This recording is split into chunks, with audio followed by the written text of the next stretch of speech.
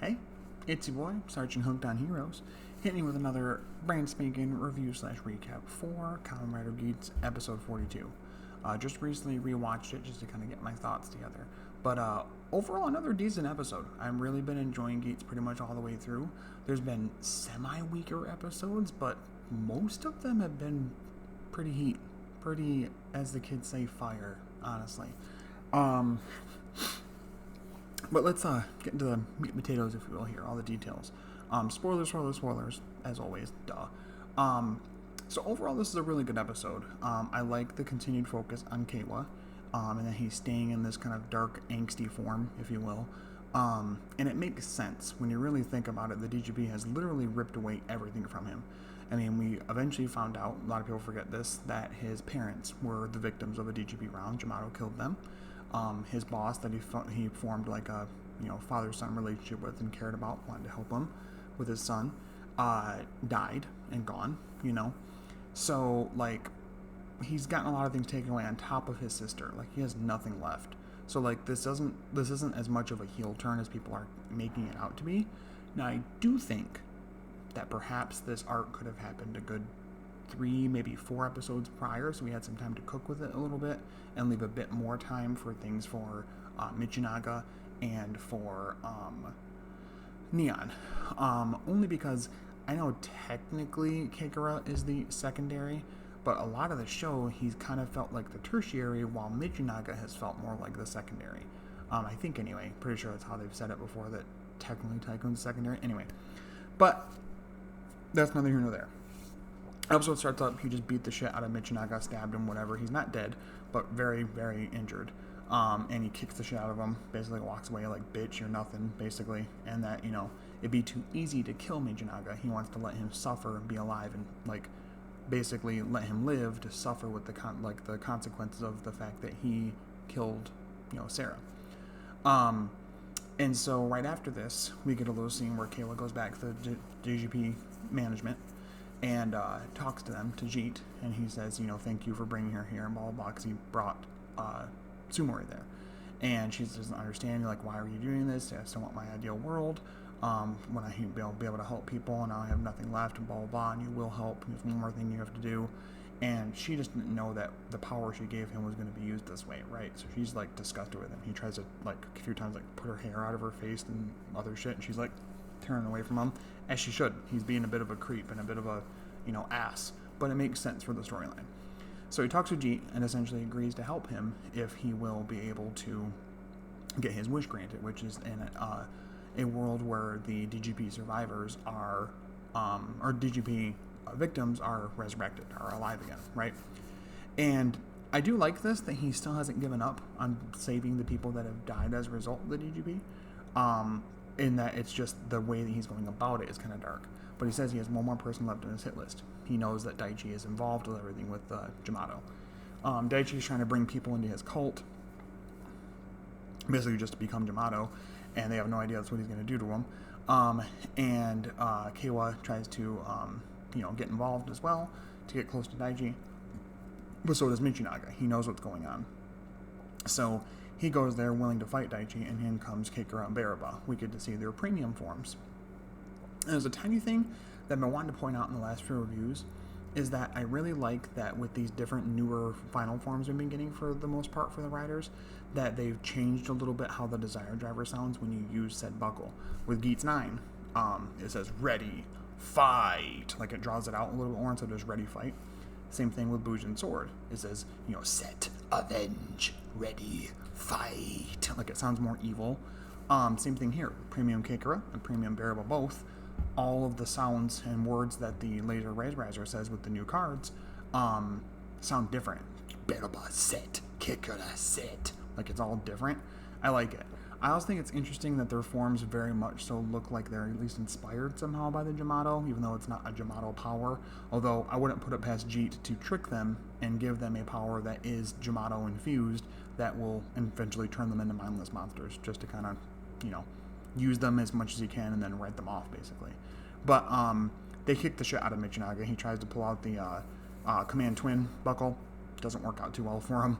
Even in its full, powered up form with both parts to it going, still gets his ass beat. And it's kind of like the episode of Michinagi getting his ass beat, which is weird because next episode seems to be a Neon and her dad focus.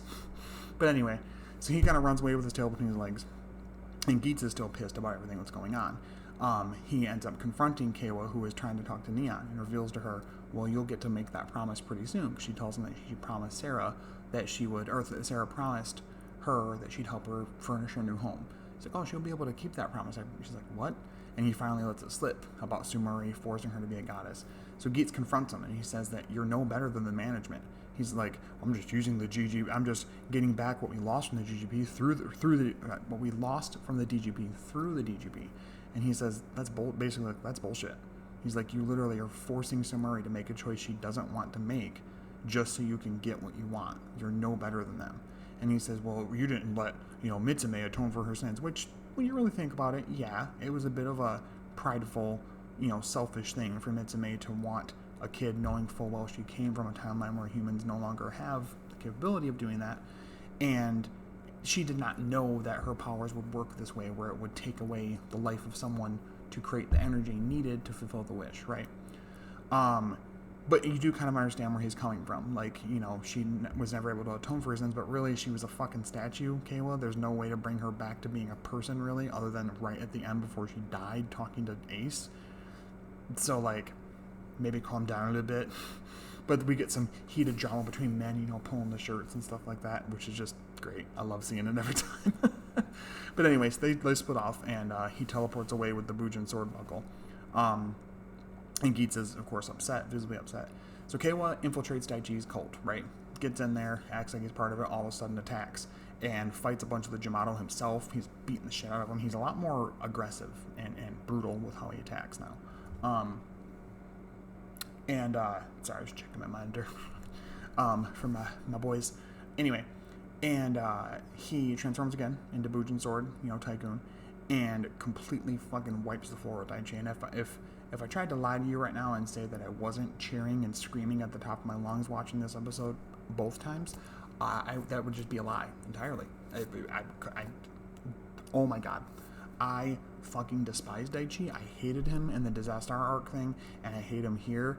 I don't really get the jump they made with him to be like, I should use the Jamato to gain knowledge, because we never really made that connection. I wish that Archimetal would have said something that led to that, and more besides the one time of him going, because they gave him like the one Jamato buckle, oh, I'll try to use them, maybe I'll use this at one point.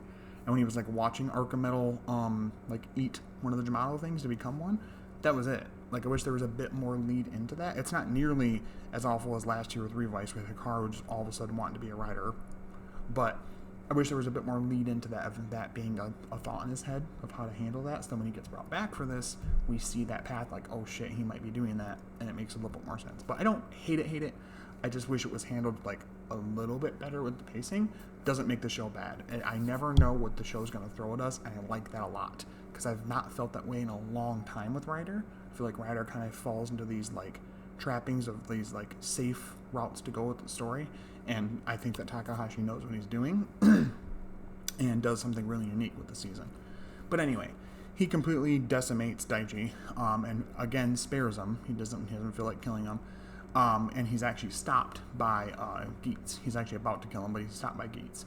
And he's like, really, you're sparing him? You're going to save him? He's like, well, this isn't you. It's like, you're not this kind of monster, blah, blah, blah. And at the same time, Sumuri is being forcibly changed into a desire goddess, becoming a statue and everything. And she's like, no, I want to be able to help. It's my, my true wish to help, Ace. I want to be on his side, blah, blah, blah. And this explosion goes out, there's energy everywhere. And she has a look to her kind of like the one girl from Dime that became a god alongside Kota. And she's like a desire goddess, but not as a statue. So she's kind of like walking around kind of mindless. And what's his name? G tells her to grant the wish that Kayla wants. It's the world where the DGP's victims are alive again. So we see that happen, and he's really happy about that. And the next week's episode preview shows this new Desire Grand Prix Royale thingy something. And it looks to be like they're giving drivers to basically anybody who wants to be a rider, even if they're like criminals and shit. But it looks as though it's going to be a Neon and her dad focus, and him transforming. I guess it's Kamen Rider Gyago, some other cat-based thing, and he has the fantasy buckle first. Then she gets it along with some ID core, somehow gets her ID core back. I don't know how it happens. Maybe fantasy in general will make it a reality and somehow give it back. I don't know. But she eventually will get fantasy buckle, and that will be her main like final form item, if you will. But it looks really cool. I like the Yago helmet. I do like that it wasn't Seeker involved at all, and that they just took the Seeker helmet and kind of like changed it up a little bit to be the Yago helmet for Kosei Kurama. So I really like that and the direction that it's taking right now. But overall, I really enjoyed the episode. I think it was really good. 42 had a lot going on, but it all made sense. The pacing was pretty good. The stuff with Keiwa was great. Michinaga getting his ass whooped across the whole episode was a little tiresome, but we get it. And I do wish that next episode, instead of being the Neon and her dad focus, was maybe a Michinaga focus so he can get something to fucking match up to everybody. But we still have a good 7 episodes before the end, give or take. So hopefully there's still some good time to really delve into that and give them their decent arcs to get their final forms and all of that. But overall, I really enjoyed the episode. I think I'd probably give it another strong 9 out of 10. Really, really enjoyed it pretty much all the way through. Again, I do wish that there was a little less ganging up and beating the piss out of Michinaga. And I think the pacing was like decent, but again, could have slowed a little bit. But I do like this spiral into like a descent of madness for Keiwa, where he thinks this is the only way that these things can be handled, the only way this problem can be solved. I really like that, and I think it's cool to see him challenged that way as a character. But as always, let me know in the comments below, what did you guys think of this week's episode of Geats? Did you love it? Did you hate it? Were you in the middle? I love to see the comments going, and what you guys have to say about the episodes. As far as content this week, this will be one of the main things alongside Henshins and Homies. I'm going to try to come up with some more stuff pretty soon. I'm thinking once Secret Invasion is done, I'll do an overall series review for Secret Invasion. And definitely when Ahsoka starts running, I might do episode reviews weekly for that. Like I said, I will probably eventually do like a catch-up review thing for King Oger. I've still been watching it. I've just not been reviewing it. Just, frees me up to do more in my life in general. But I'm really excited with Henshins and Homies. Like I said, as I mentioned, this week's episode as we're recording, we are having our guest is K2O Customs, K20 Customs. Does amazing work with patches. He actually makes his own stickers and stuff too. Tokusatsu, like helmets, Ranger, Rider, stuff like that, helmets. So definitely check that out. We're going to have him on talking about making a business, selling Tokusatsu merchandise, and then also talking about the search for the worst helmet in terms of it being ugly or impractical in the way that how would you see through the helmet. So it should be pretty fun. But definitely stay tuned for that stuff, for content there. And if you guys have other ideas or suggestions for content, let me know in the comments. Direct message me in the different channels to get at me with.